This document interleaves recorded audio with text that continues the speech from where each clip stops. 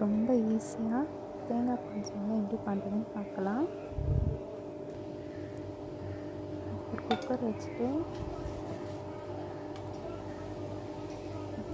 Cooker சூடானதுக்கப்புறம் எண்ணெய் ஊற்றி எண்ணெய் காஞ்சதுக்கப்புறம் கொஞ்சோண்டு பட்டை, கொஞ்சோண்டு ஏலை, கொஞ்சம் சோம்பு போட்டு சோம்பு பொரிஞ்சதுக்கப்புறம் வெங்காயம் அதில் சேர்த்துடலாம். வெங்காயம் நல்லா வதங்கினதுக்கப்புறம் பச்சை மிளகாய் கீழே அதில் போட்டுடலாம்.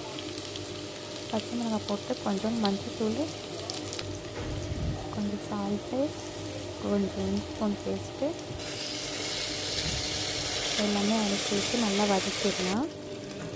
வதங்கினதுக்கப்புறம் ஒரே ஒரு தக்காளி கட் பண்ணி அதில் சேர்த்துக்கலாம். அது தக்காளி வதங்குறதுக்குள்ளே குட்டி குட்டியாக தேங்காவை கட் பண்ணி தேங்காய் பால் அரைச்சி எடுத்துக்கலாம். 1 டம்ளர் அரிசிக்கு 2 டம்ளர் தேங்காய் பால் சேர்த்துக்கலாம்.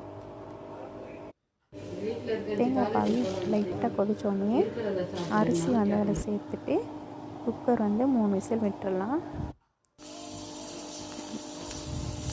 விசில் வந்தோடனே ஆஃப் பண்ணிட்டோன்னா அவ்வளோதான். டேஸ்டியான சிம்பிளான தேங்காய் பால் சாதம் ரெடி.